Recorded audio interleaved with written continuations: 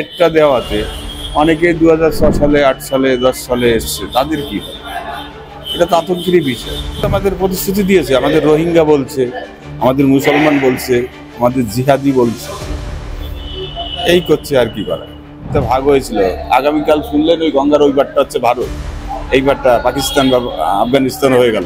যাদের ভোটে সরকার হলো, যাদের ভোটে প্রধানমন্ত্রী হলো, স্বরাষ্ট্রমন্ত্রী হলো, আমাদের এই জাহাজ মন্ত্রী হলেন, আজকে সেই ভোটারগুলো যদি অবৈধ হয়, এটা দেশের পক্ষে, সংবিধানের পক্ষে কি মেসেজ যায় আমি জানি না। যদি পাশে থাকতো তাহলে আমাদের এই অনশন করতে হতো। বলে দাদা, তো দেশ স্বাধীনতায় তাদের অবদান নেই, এটা স্বীকার করা যায়।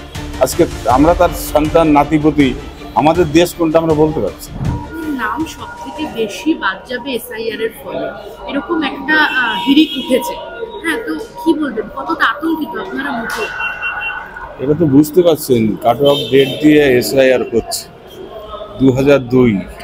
এর আগে তো বিগত দিনে তো কাট অফ ডেটটা ছিল না, এসআইআর হয়েছে। আমরা এসআইআর পক্ষে, কিন্তু এই ডেটটা দেওয়াতে অনেকে 2006 সালে 8 সালে 10 সালে এসছে, তাদের কি হয়? এটা তো আতঙ্কেরই বিষয়। কিন্তু যদি নাম কাটা যায় সেক্ষেত্রে আপনারা কি করবেন, মানে কি পন্থা নেবেন? সেটা সময়ে বলবে। আপনারা 2024-এ ভোট দিয়েছেন তো? হ্যাঁ, অবশ্যই। যাদের ভোটে সরকার হলো, যাদের ভোটে প্রধানমন্ত্রী হলো, স্বরাষ্ট্রমন্ত্রী হলো, আমাদের এই জাহাজ মন্ত্রী হলেন, আজকে সেই ভোটারগুলো যদি অবৈধ হয়, এটা দেশের পক্ষে, সংবিধানের পক্ষে কি মেসেজ যায় আমি জানি না, বা এটা লজ্জা মনে হয়। যদিও এই মানুষগুলো যাদের ভোটে সরকার হয়েছে তারা যদি অবৈধ হয়, তাহলে সরকারটা অবৈধ। আপনারা তো এতদিন মতুয়াদের ভোটটা সবসময় যেটা বলা হয় যে বিজেপির পক্ষে গেছে, অবশ্যই। শান্তনু ঠাকুরকে জিতিয়ে আমি নিজেও শান্তনু ঠাকুরের সঙ্গে, সুব্রত ঠাকুরের সঙ্গে স্বতঃস্ফূর্তভাবে, যেদিন শান্তনু ঠাকুর দিল্লি থেকে শপথ নিয়ে আসে, দেখবেন হুটখোলা জীবী আমার সঙ্গে ছবি আছে, আমার কাছে আছে সব। তো তিনি আজকে আপনাদের পাশে নেই। তিনি যদি পাশে থাকতো তাহলে আমাদের এই অনশন করতে হতো। বলেন, আমরা এদিকে অনশন করে মরছি, আর তিনি এখন লন্ডনে হাওয়া খাচ্ছেন, এনজয় করছেন, ফুর্তি করছেন। এটাই আমাদের প্রাপ্য ছিল মনে। এখন কি করবেন? শান্তনু ঠাকুরকে বলেছেন বা উনি কোনো প্রতিশ্রুতি দিয়েছে আপনাদের? উনি তো আমাদের প্রতিশ্রুতি দিয়েছে, আমাদের রোহিঙ্গা বলছে, আমাদের মুসলমান বলছে, আমাদের জিহাদি বলছে, এই করছে আর কি করা। ক্ষমতার অপব্যবহার, সুযোগে সদ্ব্যবহার করছেন মানুষ, বাংলার মানুষ, মতুয়া যারা, দেশভাগের বলি যারা, ছিন্নমূল মানুষ, আগামী দিন জবাব দেবে।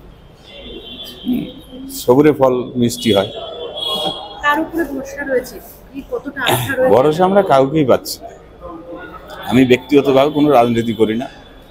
আমার কাজ হচ্ছে সাধু গোসাই, পাগল যারা, দলপতি যারা, দেশভাগের বলি মানুষ, তারা যাতে, দেখুন দেশটা ভাগ হয়েছিল, আগামীকাল শুনলেন ওই গঙ্গার ওই বারটা হচ্ছে ভারত, এই বারটা পাকিস্তান বা আফগানিস্তান হয়ে গেল। অধিকার রক্ষার লড়াইয়ে মানে কাকে পাশে চাইছেন বা কে? আমরা সব দলের, যত রাজনৈতিক দল আছে সবার কাছে আশা করব যে দেশভাগের বলি মানুষ, ছিন্নমূল মানুষ যারা, আফগানিস্তান, পাকিস্তান এবং বাংলাদেশ যারা সংখ্যালঘু, তারা কারা, তাদের প্রতি আপনারা একটু দয়াশীল হন। সে মানুষগুলো, তাদের, আমাদের বাপ ঠাকুর দাদা তো দেশ স্বাধীনতায় তাদের অবদান নেই, এটা স্বীকার করা যায়। আজকে আমরা তার সন্তান, নাতিপতি, আমাদের দেশ কোনটা আমরা বলতে পারছি। আমরা ভিটে ছাড়া, বাস্তুহারা, আমরা অবৈধ ভোটার, এই লজ্জা কোথায় রাখবো বলে। আরো ভালো ভালো খবর দেখতে সাবস্ক্রাইব করুন বাংলা হান্টের ইউটিউব চ্যানেল। বাংলা হান্টের আরো খবর দেখতে নজর রাখুন। বাংলা খবর মানেই বাংলা হান্ট।